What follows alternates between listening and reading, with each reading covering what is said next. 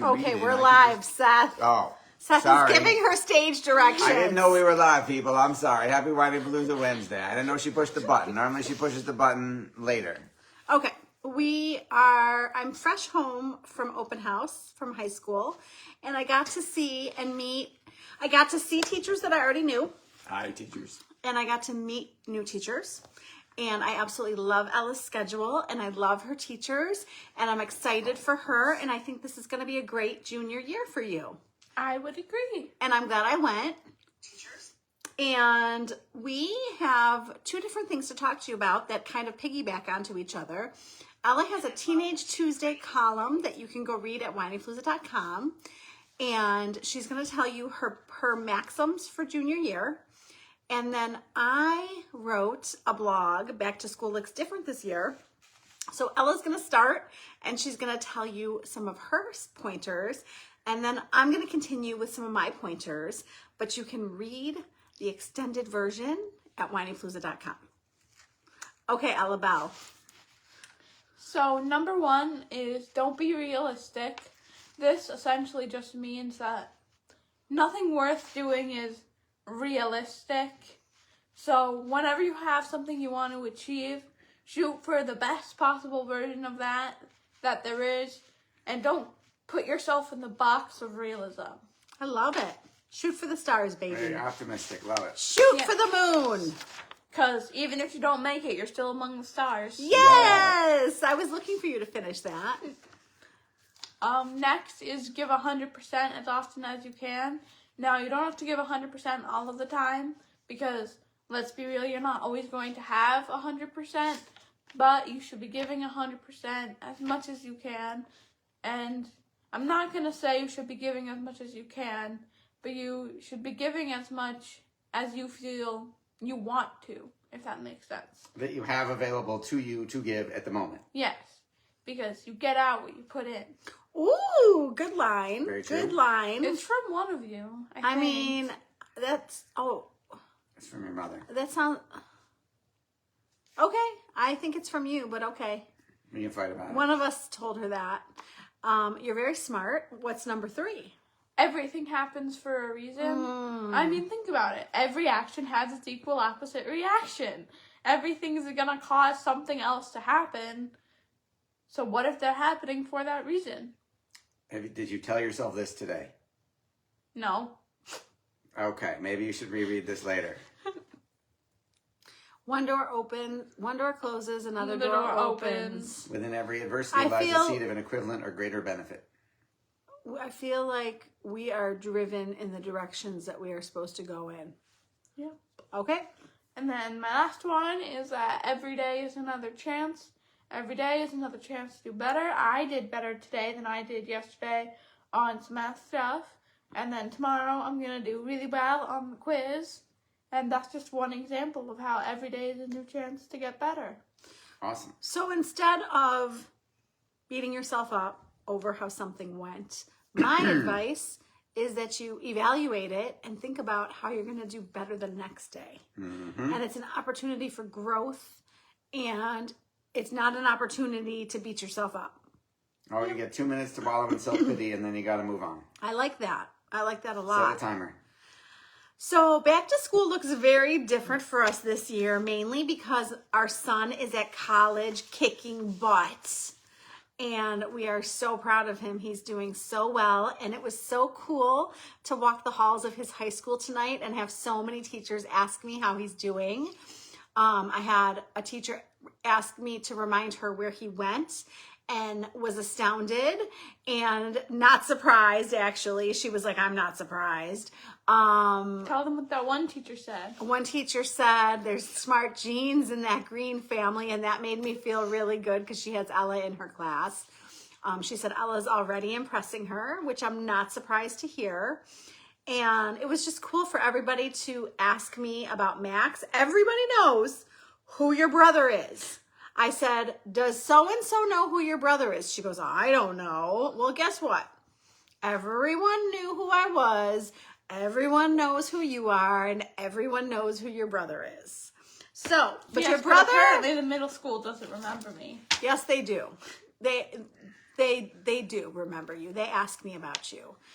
Your brother is in trouble, and I am going to text him as soon as we're done. Mrs.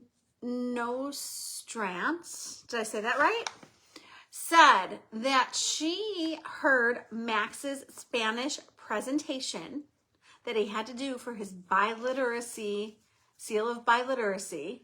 Was I supposed to go to that? Did he not invite me to that? What presentation? Was I supposed to go to his I presentation? didn't think families were invited. Okay, well, she said it was fantastic. I didn't know we had a presentation. He had a presentation on genetics in Spanish. Holy crap. So he combined AP Bio and Spanish? And she said he went over the time that he had to do and that it was fantastic. Wish we had And seen it. Maxwell, you are probably not watching this, but I am going to text you and ask you when I see you to do your presentation for me. You better brush off. Brush it up. Brush up on it. So Hopefully you saved it to your not school Google account. So whether you do it for me when I come visit you or when you do it for me when you come home, I want to see this presentation that I missed. Even though I won't understand a word of it. So let's talk about my pointers for school. I feel like we are not rusty at all. I feel like we are pros at school. I feel like the school master mom. And I feel like we've mastered this. And I feel like this was the first year that I was ready to jump back in. All right. I was. Right. Did you notice there was no sadness that summer was ending? There was No, you were ready for school to get started. Oh no, I was like, let's go. These kids need to go to school. That's a whole different story. No. That is not because of why you think. The kids needed to go to school for their own mental health. I noticed that the girls do so much better. Max is very good at not going to school. Max is, let me rephrase that. I was going to say. He is doing great at school. He's a great student. But when he's not in school, he does a really good job of scheduling stuff for himself to be busy. Yes. And he's not like floundering. Right. Whereas I felt like the girls had too much time. I felt like you needed to get back to school. You studied a lot. You studied a lot. For your ACTs. You were studying I a did lot. a lot this summer. Okay, you did a ton this summer. I was not floundering. Okay, maybe your sister? Yes. Maybe Well, she was channeling her floundering energy into other things. Okay, so here's what I think. I think that your internship was great. I think that your studying was great. I think it was time to go back to school. Okay. And I think it was the first time that I felt like it was time to go back to school. Yeah, that isn't normal for you. That is not normal. I'm usually Very sad and grieving that the summer's ending. You had a very different summer this year than you normally This do. summer was not You worked your butt off all summer. This summer was not relaxing at all, for various reasons. One of which was moving a child to basically the end of June was graduation, and mid-August was back to school. Yep. So really, we didn't even get much of a summer. But let's talk about my pointers. So I noticed that the kids needed a routine. And having a predictable routine and having routines is so good for kids. If your children, my kids, I feel like jumped right back in. We had our morning routine, we had our daytime routine, we had our after school routine, we had our bedtime routine. It was like right back into it, doing homework, all the things. If your children are resisting the routine, what I have learned is to get them involved and to ask your kids about the routine and what they want it to look like. And if they have input into it, then they resist it less, is what I was taught. So that's just a little pointer if your kids are not jumping back into the routine. But I find that kids thrive with a routine. Those days of like, let's do nothing this summer and let's, sit by the pool or whatever, that lasts a little bit and then it gets old of not having a schedule. Ella's looking at me crazy because she had an internship. No, we didn't do that like for a single day this summer. That's really sad. You did it last summer. Okay. Well, it's fun for a little while and then you need a routine. I would agree. I have taught Seth that and others that connection over correction. And I have taught many, many people, including myself, that connection gets you what you want. If we connect with our kids, then we get what we want out of them. And if you give them the connection with quality time, hugs, smiles, saying nice things, you're going to get a much better response from them than if we're barking orders at them all the time. Clean your room, do your homework, brush your teeth. That's how moms sound. So, connection. Amen. Where are you going, Tan? Just trying to get down. So, Ella said to set non-realistic goals. I'm going to say to parents, I'm not talking to kids right now. I'm going to say to parents to set realistic expectations. And the reason why I'm saying An this, expectation and a goal are different things. I love that you said that. So I think we should strive for big goals. And I think we should set realistic expectations for our kids. And what I mean by that is we don't want to set them up for failure. So like if your kid struggles in math and you're telling your kid that they have to get a 90 or higher in math, but they struggle, then you are setting them up to feel like a failure. I feel like we should value the effort and not the outcome. And I feel like if I see Lily studying hard for a test and she comes home and she's like, oh no, you're not going to like my grade. I saw her study. I saw her study hard. I saw her study for multiple days. So I'm not upset with her, right? So I just think we need to be realistic. And I think that sets us up for school success. So keep the lines of communication open. And I just, I like to listen about my kids' days and I like to hear about the highs and the lows and the challenges and the successes. And I know that if I stay calm during the process and I don't get fiery or reactive, that they're going to be much more likely to want to talk to me. So I just try to be calm and cool. I pick both girls up from school and I have realized how much I love picking them up from school because they talk about their day. I mean, I want you to know that when Lily gets in the car, she goes over every single class with me. And I get the abbreviated version when I drive her to cheer. Okay, and I absolutely love it. She's like, okay, Mom, are you ready? Ready, okay. And then she starts at the beginning and she goes through every single class and tells me what happened in every single class.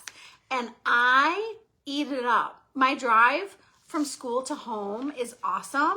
And I literally just listen to her the whole time. And I get home and I'm like, I love picking her up because if I don't pick her up, she doesn't do that. If someone else drives her home. You don't get the data dump later in the day. I don't. If she walks in the door from someone else driving her home, she doesn't go, okay, let's go over my day. Like she's done and she's moved on and she's ready to do something else. Whereas, I did not know this. Yeah, she gets in the car, she shuts the door, and she goes, okay, are you ready to hear about my day? So cute. So keep the communication lines open because you never know what's going to come up. And we want them to want to talk to us. So encourage independence. So whether that's learning a new skill or letting them handle something themselves, just every year I try to back up a little bit more. So, if Lily wants to pack her lunch one day, okay, I won't do it. Today I packed her lunch. The other day she packed her own lunch. You don't have to pack your lunch. I'm just using that as an example. I'm going to be straight with you guys. Max's first load of laundry was at college. And my thought was, dude, you took all AP classes. You can figure out how to do laundry. Like I am not. Physics of laundry Right. detergent. I'm not worried about you figuring out The how. chemical process There of how you go. laundry Thank you, the interacts chemistry. with the dye in the clothes. I'm going to say that I was not stressed about laundry. I was like, he's going to throw it in there. It's going to get done. I'm not worried about this. He's doing his own laundry. Hopefully nothing is ruined. I haven't heard about anything getting ruined. He did not learn how to do laundry at home. I gave him a couple lessons. You did try. I was like, Max, do you want to do this load of laundry? No, I'm busy. And I would just do his laundry. I'll just figure it out. We have gotten a couple phone calls going, Mom, I'm doing laundry and I got a question. Yeah, but I wasn't worried about it. Got it. We want them to be independent. We want them to learn life skills, but we don't want to stress about it either. I mean, I know kids who have been doing their laundry since like 5th grade. So You should have cracked that whip sooner. This is funny. This is my thought process. trying to Okay. be funny. Now I I'm feel not it. working 12 hours a day, people. I mean, I am, but I'm saying I'm not out of the house 12 hours a day. Right. My job is actually 6 a.m. until 10 p.m. That is actually the hours of my And the job. mom hours. Those are the mom hours, which also include Real work, working yes. and everything else that I do. But so 6 to 10 is how many hours in a day? 16. So I work a 16-hour day. So most of us do. So what was I saying? Help me out. You were talking about laundry. Oh, so what I want to say is my children's job to me is to go to school and do their homework and study for tests. Their job is to be a student. My job to me is to do their laundry and make their meals. I want them to learn these skills and I want them to gain independence, and I back off as much as I can every year, but I am not feeling like they need to make time for their own laundry. Now, every house is different, so figure out what works for you. That's my opinion. So, Noted for the record. work with the teachers. If you are having a problem with school and you want help, I am happy to talk to you. I used to go to school meetings with families to help them talk to school. I am happy to help you anytime. I know how stressful it can be for people.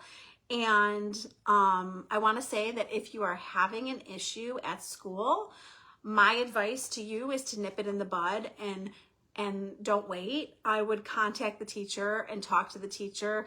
Don't go above the teacher and go straight to the principal. Don't go above the principal and go straight to the superintendent. Start with the teacher. Work the chain of command. Work with the teacher and see, assume the best about people. If you go in like gangbusters, fiery and upset and feeling like they're doing something wrong, you're going to put them on the defensive. So just go in nice and calm with your concerns. I just want to let you know what's going on with my kid. I would love to discuss this with you and get your help. You want a partnership with the teacher, and I have seen it go well and I have seen it not go well. So I just wanted to give you my 2 cents on working with teachers, working with school. So make time for play and downtime. I am talking to my daughter. She is taking a lot of hard classes, so I know she has to work hard. I just want everyone to remember to make some downtime for themselves because it makes you think better. You gotta recharge. Yes, recharge the battery, Ella. Yes. Recharge the battery. So work hard. I love that my brother will post frequently to work hard and play hard. He works really, really hard, really long hours, but he also makes time to play and go on vacation. And I noticed that about him, that he works hard and he plays hard. Yep. Model emotional regulation. Yeah, I think that it's interesting to me. I think that a lot of us think that it's our job to alter our children's behaviors and fix it and see what we can do to change it. And I think that the best way to change it is to model it. And I think that whatever we want them to do, whether it's being a hard worker, being responsible, being a good multitasker, calming themselves, show them how to do it. And I bet you that they'll do it just like you do. I can't even tell you how creepy it is to hear my kids because they sound just like me. And Creepy. I think that is the wrong word. How about wonderful? sometimes I hear Ella and I'm like, oh my God, is that what I sound like? Hey. How about embarrassing in that example? Not creepy. Okay. Well, no. It's a good, It's a good thing. You sound like me, so it's Right. It's I bizarre. know. It's Bizarre. There you go. bizarre. Thank It's you. bizarre. I knew there was a better word. Sounding like you was a compliment. Oh, it's so sweet.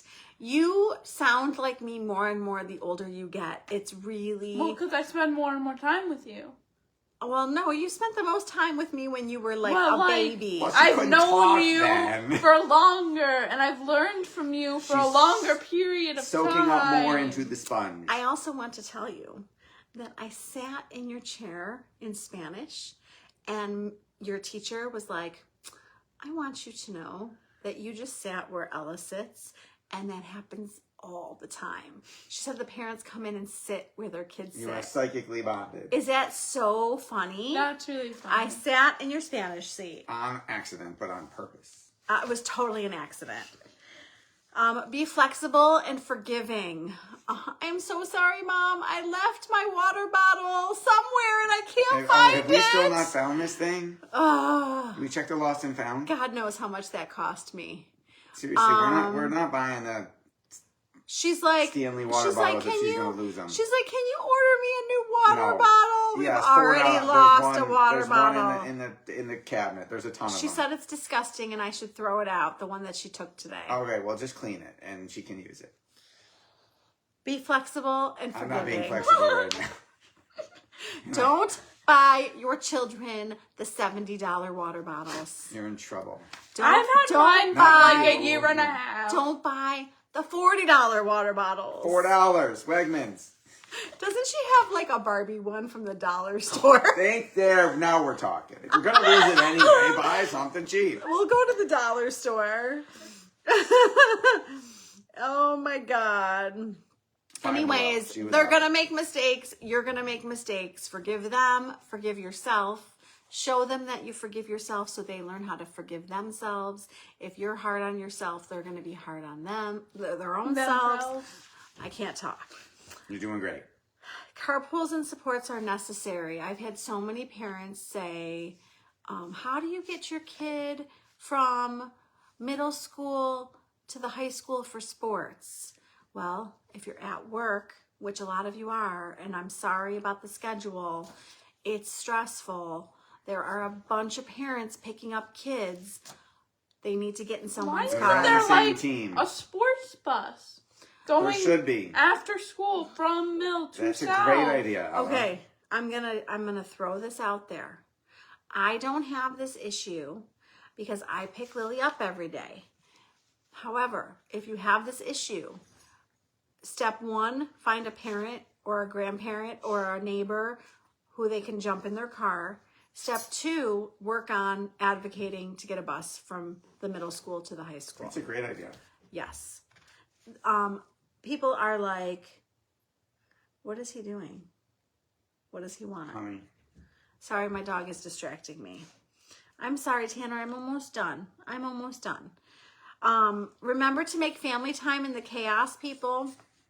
I have heard time and time again from researchers that successful kids eat dinner with their parents. So I know the schedule sucks. No, I'm not going to say sucks. I know the schedule can be challenging and chaotic, but when you can, make time to eat dinner with your kids. When I pulled up with Lily the other day, I knew she had a list of things that she wanted to do. And I said, before you tackle your list of things, you need to come eat dinner with us. Yep. I said, I want to eat as a family. I like it. And when she heard that, she understood the importance of it. And she said, okay, Mom. It wasn't, no, I got to do blah, blah, blah, blah, blah. She was like, okay, I will eat with you first, and then I will do my list. But we want to prioritize family time when we can. Even an hour at a pumpkin patch. It doesn't need to be all day. Oh, boy. And I'm not asking for a pumpkin patch. Thank you. Does that mean you don't want to go? We've done every single one of them multiple times. I don't understand the repetition. Okay, so every fall, I want to do fall things. Every winter, I don't want to do winter things. Yeah, thank you. And every summer, I want to do summer things. So why do you act surprised? I'm not surprised. I'm just saying, haven't we outgrown the pumpkin? I would like to go apple picking. You got a better chance of going apple picking than you do going to a pumpkin patch. I thought we were going to Cornell. Can't that be our fall thing? Yes, if it happens, we shall see. So, We'll stop and buy some apples from a roadside stand. so I just And I'll want hold to. it up high, and you can jump up and grab it, and then you'll have picked apples. I just want to remind you that our kids are not looking for us to be perfect. They are just looking to us to keep trying and to keep showing up and being their parent. And they love us for who we are. So let's give them the same love in return and love them for who they are. And I was talking to a mom at school tonight who has 3 kids who sound very similar to my 3 kids and the birth order. So every kid is very different. So I take that into account when I am parenting. And back to school is going well so far. And I would love to hear from you. So tell us how back to school is going. Tell us any challenges, successes that you are having. And this Friday on the podcast is my daughter Lily, because I interviewed her about her amazing bat mitzvah and about her starting her 8th grade year. She's in 8th grade in middle school. It's her last year in middle school. And I think you're going to love the interview. It was really fun to talk to her. And what else, Seth? I don't know. Okay, so I'm going to show you. This is, for those of you watching, this is a video demo. This is Apple Podcasts, and there you see the fabulous Rebecca Greene. If you scroll down, you see where it says reviews, ratings and reviews. It says she's got a 4.9 star. You can click the 5 stars, hint, hint, for her, and then write a couple sentence review about what you think about the podcast, and that will help her get, the algorithm will then see more people rating it and reviewing it, and they'll show it to more people. So help her help more people by giving her a rating or review, and the process works the same on Google Podcasts. Okay, you got anything else to say? The newsletter? Go to etc.? whinypalooza.com, scroll down to where it says join the Whinypalooza community newsletter, sign up. It is free. It has awesome parenting and marriage tips every single week, and happy Whinypalooza Wednesday. Have a great week. We'll be back next week. Thank you for tuning in to the Whinypalooza podcast. If you like what you heard, please be sure to subscribe so you never miss an episode. While you are there, leave a review. I love to hear your feedback. Thank you so much for listening. Until next time. This show has been produced by Market Domination, LLC. To discover how you can have your own show completely done for you and turn it into a real published book and become the authority in your marketplace, go to www.marketdominationllc.com/podcast offer.